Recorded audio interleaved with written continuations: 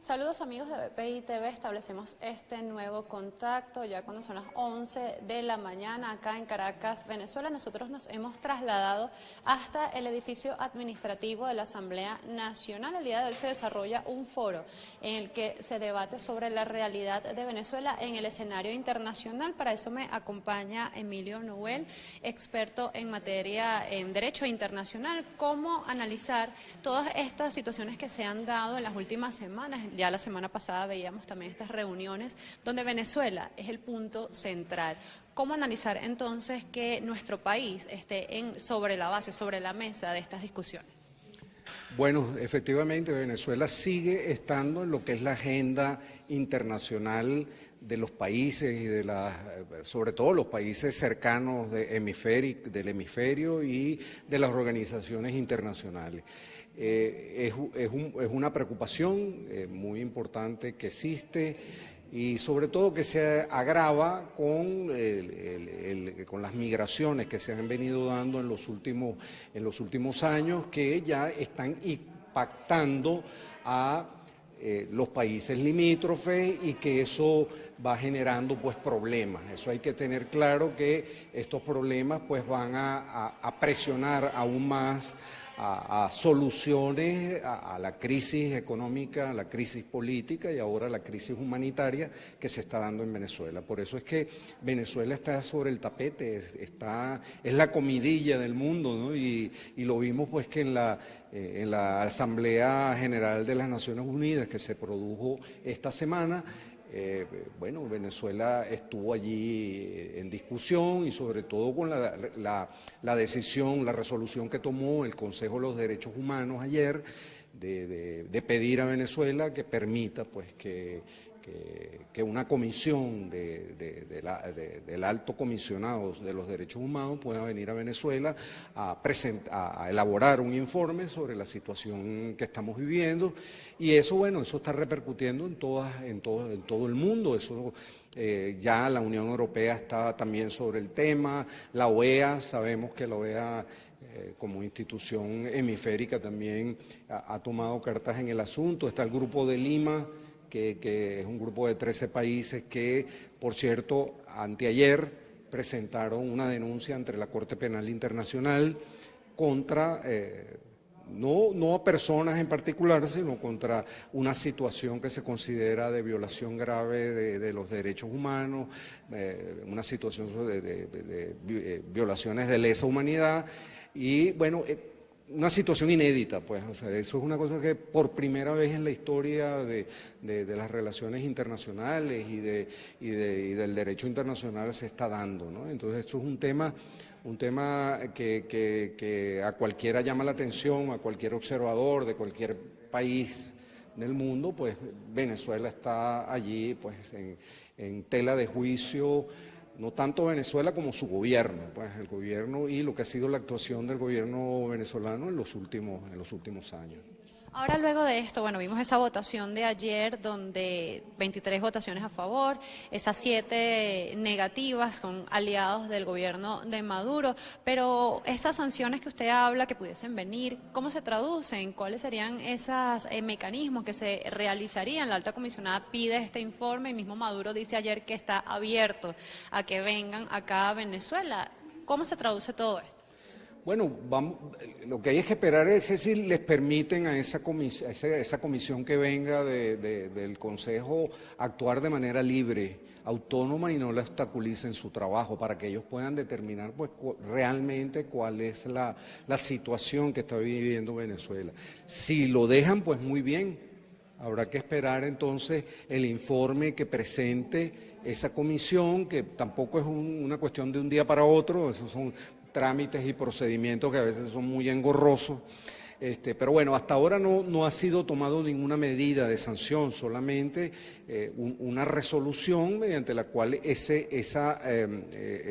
consejo le pide a la alta comisionada pues que haga un monitoreo o un análisis de la situación para ver qué pudieran proponer después a las instancias que que hasta cierto punto pudieran tomar decisiones ya sancionatorias. Ahora, eso es en relación con las Naciones Unidas, pero está el caso de la Corte Penal Internacional, que ya es otro, digamos, otra instancia. Allí ya hay unas denuncias contundentes en el sentido de que, bueno, hay un informe de la OEA, de unos técnicos, hay denuncias de ONGs que las han llevado. Es decir, ya hay un arsenal de documentos y de pruebas y de evidencias e indicios que van a tener que ser valorados por la fiscal de la Corte Penal Internacional, que es esta señora de Mali, apellido Bensouda, y entonces ella es la que va a tener que resolver si se enjuicia o no, si hay una investigación o no, o si ella es competente. Una cosa que llama mucho la atención, que ella lo dijo ayer, ¿no? Ella va a determinar si el tribunal es competente para tratar la situación de Venezuela. Entonces, allí no hay que hacerse muchas ilusiones. Yo soy muy escéptico en relación con la Corte Penal Internacional, que ya tiene 20 años de existencia y ahí han habido 4 o 5 casos nada más. Y decisiones ha habido 1 o 2, ¿no? Y entonces, un procedimiento sobre la situación venezolana va a significar un tiempo que puede ser largo. Entonces, sin embargo, a mí lo que me importa más es el tema del impacto político que eso tiene. O sea, el impacto político y la presión que implícitamente está en eso frente al gobierno nacional, porque es una presión para que el gobierno nacional se avenga a buscar una solución a la crisis venezolana. Es decir, lo que se quiere con todas esas acciones del Grupo de Lima, la denuncia a la Corte Penal Internacional, los pronunciamientos de las Naciones Unidas, pronunciamientos de países de manera individual, es buscar que el gobierno se siente a negociar de manera real, transparente, con vigilancia internacional, y que eso abra canales para una solución política en Venezuela. Eso es lo que se busca con todo eso, más allá del procedimiento sancionatorio y más allá de las sanciones que ya están vigentes, que Estados Unidos tiene sanciones, que no son sanciones para Venezuela, son sanciones para personas concretamente. Porque hay algunos que dicen, no, que están sancionando, no están sancionando a Venezuela, están sancionando a personas, están sancionando a gobernantes en relación con lo que ha sido su conducta como tales, ¿no? Y entonces, todo eso conforma pues un cúmulo de presiones de carácter político, de carácter financiero, de carácter económico, que lo que persigue en definitiva es generar, es producir en Venezuela pues un proceso de transición política que sea pacífico y que las fuerzas enfrentadas se sienten a hablar, pero que se sienten de manera sincera y que no tramposamente, no con triquiñuelas, y que existan organismos internacionales que puedan velar porque una negociación en Venezuela se dé de acuerdo pues a los canales normales, lógicos, serios. Pues. Es decir, que podríamos ver quizás más acciones desde las Naciones Unidas, la OEA, que desde la misma Corte Penal Internacional. Y de los países, sobre todo de los países, o sea, no tanto de las organizaciones, porque bueno, sabemos la situación de la OEA, ahí los votos para tomar unas medidas, que la medida que pudiera tomar la OEA, que hay que tenerla clara, la medida que puede tomar la OEA es de suspender a Venezuela, o sea, hasta ahí. Ok, lo suspendo y además el gobierno en la OEA, por ejemplo, ya se retiró. Entonces, eso sería como una medida inútil, un saludo a la bandera, porque ya ellos se retiraron de la OEA, ¿no?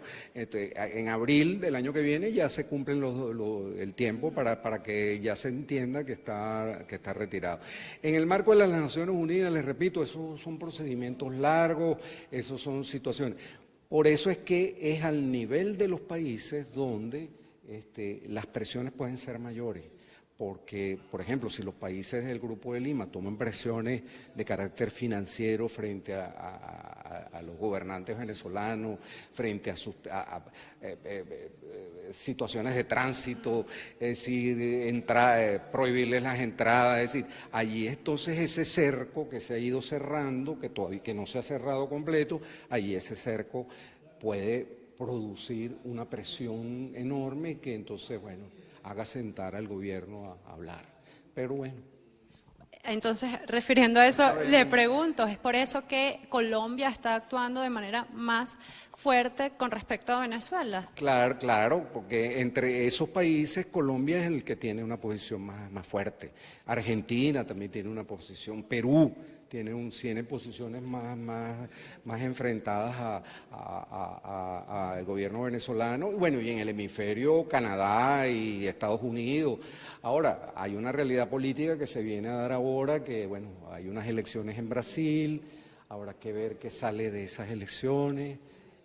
Viene el nuevo gobierno de México, que también estaba en el Grupo de Lima, y entonces las orientaciones del gobierno de México quizás sean más frías ahora frente al problema venezolano.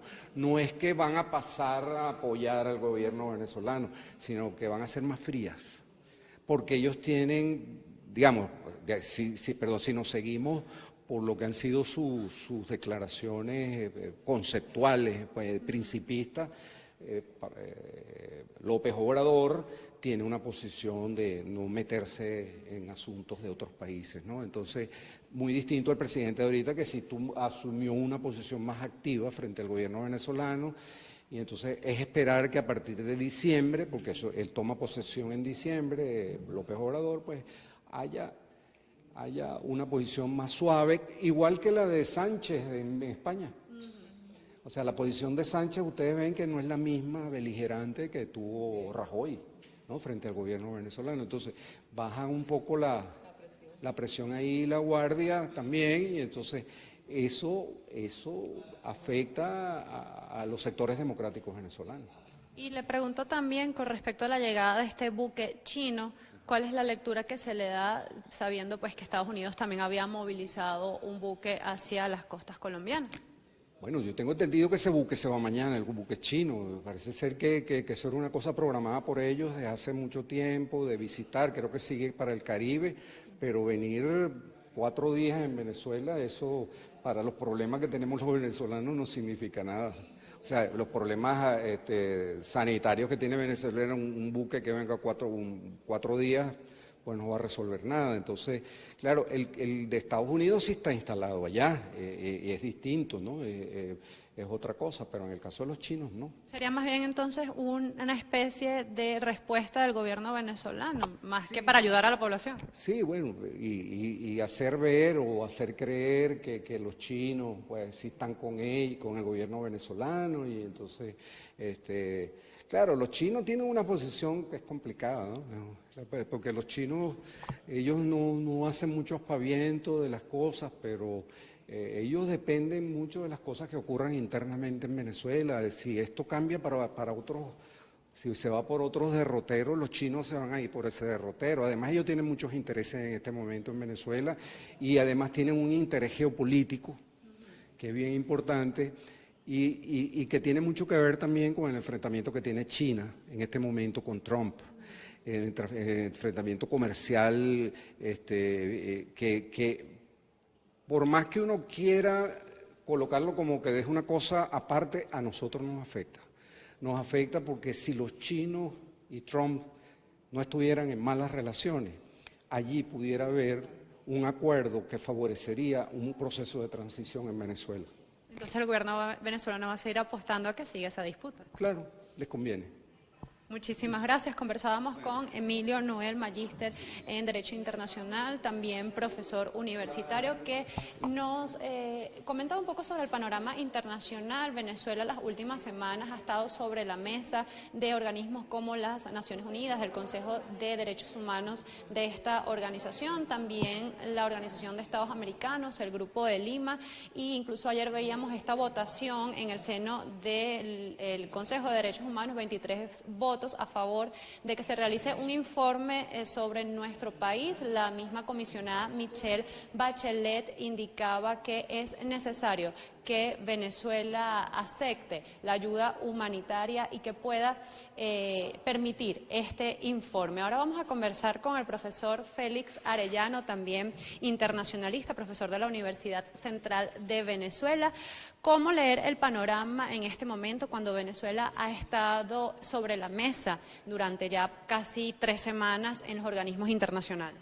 Mira, leerlo de manera maravillosa, ver cómo los países democráticos del mundo no son indiferentes, no se aíslan del tema venezolano. Creo que igual atención debería dársele a Nicaragua y a todos los países que estén viviendo graves problemas de derechos humanos, porque los derechos humanos son de carácter universal, no prescriben y todos los ciudadanos del planeta debemos protegerlos.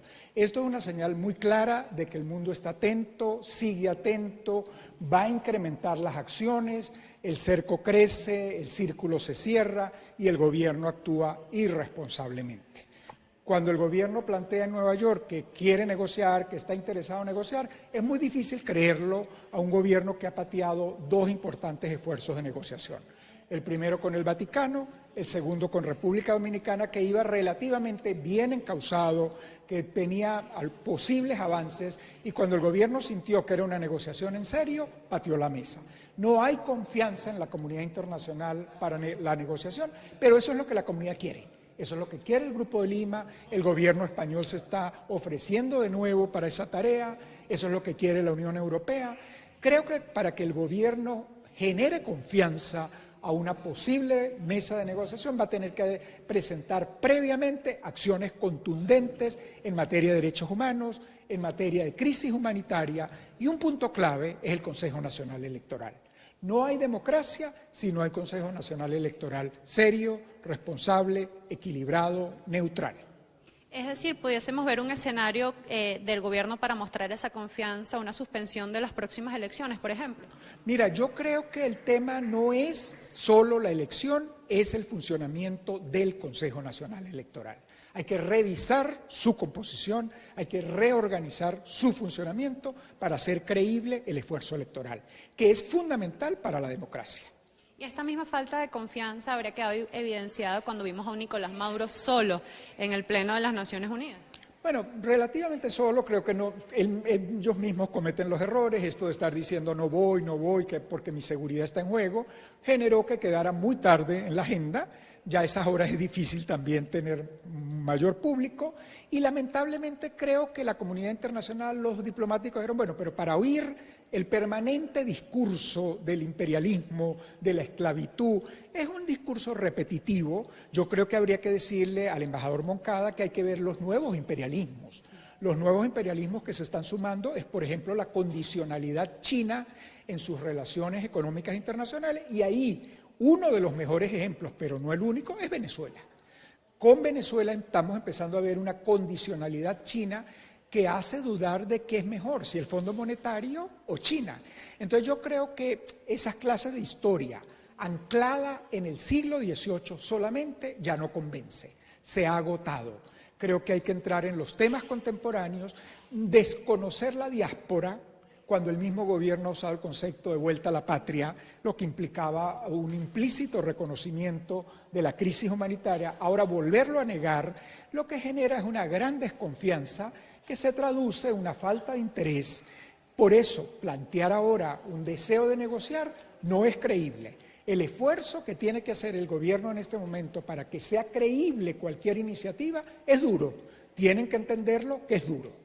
Después de esta votación del Consejo de Derechos Humanos, incluso ayer la misma Bachelet indicaba que, bueno, se puede hacer el informe, que ya había conversado con Arreaza. Ayer Maduro decía que estaban abiertos acá en Venezuela a que viniera la alta comisionada y se preparara este informe. ¿Puede darse el escenario de que vengan, pero condicionado bajo las bases del mismo Maduro? Bueno, si es condicionado desde el principio, no van a venir. Las Naciones Unidas le van a aclarar al mundo por qué no vienen. Es importante que el gobierno tenga claro que no necesariamente es la señora Bachelet.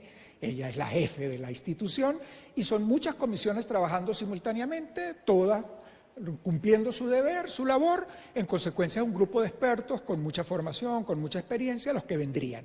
Los derechos humanos es un tema muy complejo, muy amplio. Si no se le va a permitir que esa comisión atienda a todos los que se sienten violentados en sus derechos fundamentales, a quienes han sido perseguidos, a quienes han sufrido tortura, a las detenciones arbitrarias, a la falta de debido proceso, a los medios de comunicación perseguidos, al sector económico perseguido. Si no se le va a permitir libremente entrar a todos los sitios neurálgicos de los derechos humanos, ya el informe se conoce.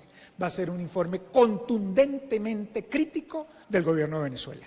Entonces creo que si la línea es permitir el acceso de los funcionarios de derechos humanos, creo que hay otra tarea pendiente. Se ha vetado la Comisión Interamericana de Derechos Humanos por muchos años. Creo que es tiempo de dejarlo entrar. Nicaragua le permitió la entrada en un momento muy neurálgico para su país, pero no es entrar y ser recibidos en Miraflores, es entrar y poder visitar a todos los afectados por derechos humanos, poderlos oír, poderlos entrevistar. ¿Y cómo se lee estas 17 abstenciones en esta votación? Bueno, en las Naciones Unidas es un tema inexorable, algunos no deben tener un análisis exhaustivo. Recordemos que donde más se ha trabajado el tema de los derechos humanos en Venezuela ha sido en el marco de la OEA. Los 3, 4 informes de Almagro súper detallados de destrucción de la institucionalidad democrática, del papel del TCJ, de la situación del CNE, de los golpes a la Asamblea Nacional para quitarle sus competencias. Los funcionarios y el personal que maneja en torno a la OEA es conocedor exhaustivo, en particular los embajadores. Es un personal que conoce exhaustivamente el caso venezolano, no es el caso en Naciones Unidas. Y además hay las alianzas de los países autoritarios. Eso es inexorable. La Comisión de Derechos Humanos cuenta en su seno con países que violan los derechos humanos. En muchos años ha estado Cuba allí, que ha violado sistemáticamente los derechos humanos. Y luego de hacerse este informe, porque la misma Bachelet decía que si no podían entrar, el informe también se podía hacer desde ellos afuera, de seguir investigando. ¿Cómo sería ese escenario y de realizarse este informe y evidenciarse todas estas violaciones? ¿Cuál sería el siguiente paso? Esos informes se han dado, los informes de Almagro se han hecho todos sin que la OEA pueda entrar. La OEA revisa los medios, la información está globalizada, las organizaciones no gubernamentales trabajan a escala mundial. No, eso no es ningún límite para nadie. Que no dejen entrar solo confirma que hay violación de derechos humanos, no dice otra cosa. Y luego de ese informe, ¿cuál sería el siguiente paso? Bueno, la idea es que estos informes contribuyen a aclararle al mundo la grave situación que vive el país. Eso se suma al cerco que crece y al círculo que se cierra. Si el gobierno aspira a dinero fresco, si el gobierno aspira a resolver problemas fundamentales en su economía, la asistencia financiera mundial es clave. Yo creo que el gobierno vive jugando al club de los autoritarios, en particular a China. Si la tensión entre China y Estados Unidos baja, creo que China va a tener una actitud más dura aún con el gobierno de Venezuela y aquí entonces la palabra negociación va a empezar a dar más vueltas, pero insisto, si no hay señales contundentes de negociación, esto no es creíble. ¿Y el gobierno pudiese utilizar eso para hacerlo parte de su discurso y seguir insistiendo que es culpa de la comunidad internacional y las sanciones lo que sucede aquí? Eso ya está súper demostrado, ese fue el discurso en Nueva York. Hay una guerra mediática, hay una guerra imperialista, hay un bloqueo, cosa que no existe y se atrevió a decirlo. Bueno, yo creo que diplomáticos de Nueva York serios, responsables, seguro salieron a detallar lo que él dijo y a darse cuenta que un altísimo porcentaje es contradictorio y es equivocado. ¿Cuál es el escenario para Venezuela en estos próximos meses si el gobierno continúa con esta situación? Bueno, creo que se resume en la expresión el cerco crece, el círculo se cierra. Creo que la reunión del Grupo de Lima va a ser muy decisiva. El Grupo de Lima, dado que no hay señales, su única tarea es presionar para restablecer la democracia en Venezuela. Eso va a continuar. Muchísimas gracias, profesor. Conversábamos con Félix Arellano, 11:37 de la mañana. Como les indicábamos, el día de hoy se realiza un foro acá en la Asamblea Nacional denominado Venezuela en el escenario internacional. Los internacionalistas coinciden en que el cerco se cierra para Venezuela a medida que el gobierno de Nicolás Maduro continúe con su mismo discurso, con sus mismas acciones de no querer reconocer la crisis humanitaria en el país. Vamos a conversar ahora con el diputado Rafael Veloz. parte de las intervenciones, ya escuchamos al profesor Emilio Noel y al profesor Félix Arellano, es que el cerco hacia Venezuela va a continuar creciendo. ¿Cuál es la postura desde la Asamblea Nacional? La Asamblea Nacional sigue realizando las consultas necesarias, escuchando a los especialistas, escuchando a la gente, y esta semana Venezuela ha sido foco del concierto internacional. Esta semana vamos a ver entonces que una declaratoria expresa 23 países en la Comisión de Derechos Humanos de Naciones Unidas. Vamos a ver casos como el de Japón, tan alejado de nosotros. Japón tuvo que hacer un estudio de las violaciones que hay en nuestro país para después expresarse de manera positiva.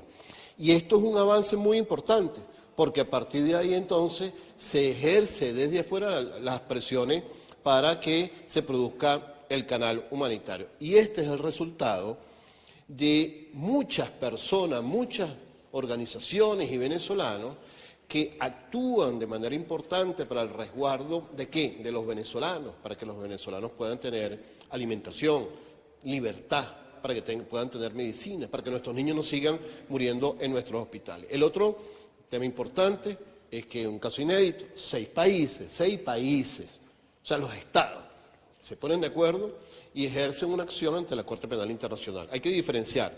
Una cosa son las investigaciones genéricas que pueden darse en la Comisión Interamericana de los Derechos Humanos, en otros organismos multilaterales, donde se investiga las violaciones de los derechos humanos. Ok, eso está bien y puede haber sanciones para nuestros países. El caso de la Corte Penal Internacional no son naciones, son personas. Estamos hablando entonces de Nicolás Maduro, donde se le señala directamente con a 10 personas adicionales que forman parte del tren de ejecución de esas violaciones de los derechos humanos, y esto trae como consecuencia que la fiscal en el día de ayer ha dicho de que esto va a provocar una aceleración porque la Corte Penal Internacional tiene unos mecanismos de revisiones, unos filtros, ¿no? Son unos mecanismos para ver si efectivamente se va a proceder a otra fase, como es llamar a la investigación, a los peritos, a los testigos, y ya el día de ayer la fiscal de la Corte Penal Internacional ha dicho pues que se va a seguir en este procedimiento. Y el otro tema muy importante es que estos 6 países están avalando unos informes que ya reposan en la Corte Penal Internacional. Esos informes son de especialistas que ha llamado el secretario general de la Organización de Estados Americanos, Almagro, y de todas las investigaciones que han salido de esta Asamblea Nacional en la Comisión de Contraloría y otras comisiones, y esto provoca entonces el aval importante. Y este aval, para que estemos claros, es el acompañamiento a las acciones para el cambio político, que es el cambio de poder en este país. O sea, si nosotros queremos provocar el cambio, lo tenemos que generar los venezolanos. El cambio no va a venir desde afuera. Nosotros agradecemos una inmensidad a los niños venezolanos, a la familia venezolana, los aportes que están viniendo del exterior. Pero el cambio tiene que venir. Y hoy nosotros nos levantamos y hay bloqueo de las autopistas, bloqueo de las calles, en Carayacas, en distintos lados de nuestra nación. El día de ayer hubo una importante asamblea. Los sindicatos y los profesionales, los colegios profesionales se unieron en la aula magna pidiendo y exigiendo pues, el respeto de las contrataciones colectivas, ¿no?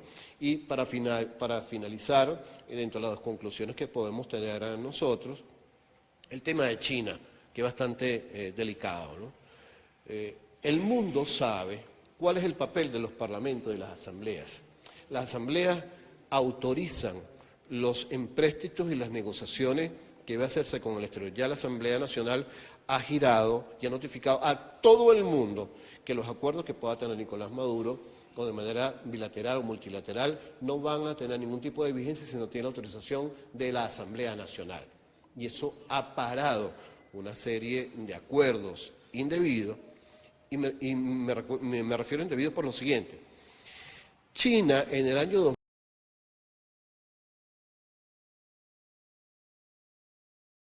2013 anuncia un programa que se llama la Ruta de la Seda, que consiste en la puesta en caja de 1.4 billones de dólares para utilizarlo en 60 países del mundo, de África, Asia y Venezuela. La finalidad de esto es penetrar las economías y comprar algunas conciencias y algunos países. Si los chinos, si otros países están sensibilizados con las violaciones de los derechos humanos, con el hambre que está padeciendo el pueblo venezolano, nosotros estaremos muy atentos a ver en qué términos son esas negociaciones. Lo que sí podemos significar es que la Asamblea Nacional y el pueblo venezolano va a permitir ningún mecanismo de invasión alterno con la compra de estas conciencias. Desde la Asamblea Nacional, entonces, seguimos alertando la necesidad de la articulación de los factores políticos y sociales para que nuestra Constitución del 99 que nos asiste, podamos nosotros ir al cambio político. Precisamente con ese tema de China, hace unas 2 semanas aproximadamente, desde la comisión delegada se iba a enviar una comunicación a la embajada china acá en Venezuela para que diera razón del supuesto crédito que Nicolás Maduro estaría pidiendo a este país. Se dio esta comunicación, la embajada respondió. ¿Qué se sabe de esto? Sí, no tenemos ningún tipo de información de la Asamblea Nacional. Lo que sí es cierto que las comunicaciones ya fueron giradas, ya salieron. Están en todos los buzones, en todas las embajadas, están en los organismos internacionales.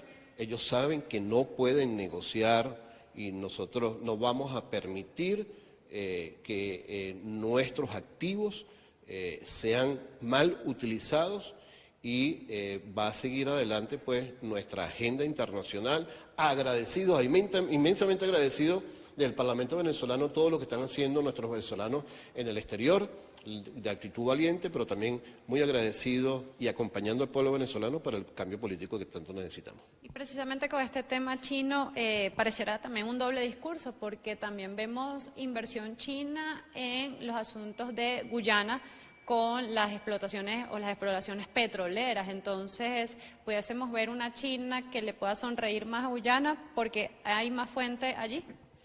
Sí, mira, en Guyana, que es un territorio en reclamación y que Venezuela lamentablemente no ha tenido una política adecuada ante los organismos internacionales, lo que hay en gas y lo que hay en petróleo, en energía, es 10 veces más, los bloques son 10 veces más de lo que hay en la cuenca del Golfo de México. O sea, la potencialidad que hay en Guyana y en la salida del Atlántico es una cosa extraordinaria.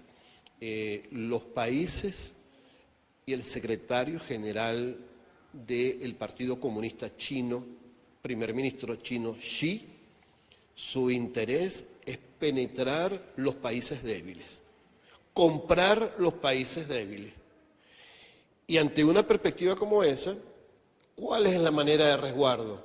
Tener instituciones fuertes que no permitan la entrega de esos bienes. De ahí entonces que es indispensable el cambio político que debemos generar nosotros internamente. Es indispensable que los medios de comunicación no se les cercene, no se les reprima, se les quita el oxígeno. En el día de ayer fueron eliminadas, sacaron al aire 2 radios importantes también.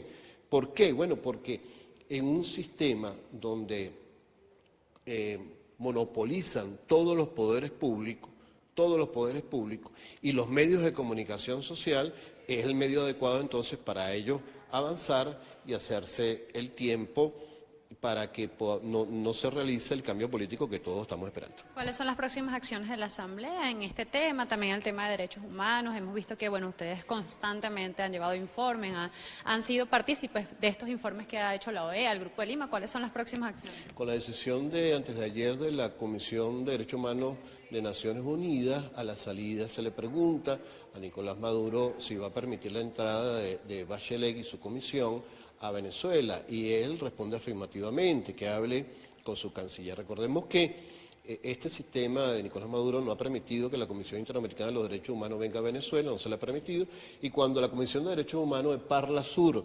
vino a nuestro país, no se le permitió ni se le dio acceso a Ramo Verde, donde estaba Leopoldo López, Antonio Ledesma, no se le permitió ir a las cárceles de la tumba que está en el centro, en Plaza Venezuela, no se le permitió que circularan para ver el padecimiento del pueblo venezolano. Evidentemente que la presión internacional está haciendo mella, vamos a estar muy pendientes y como eso es una comisión independiente, estaremos nosotros en el Parlamento haciendo el acompañamiento necesario y esperemos entonces que en un corto tiempo, porque cada 20 minutos muere un venezolano, es cuestión de tiempo.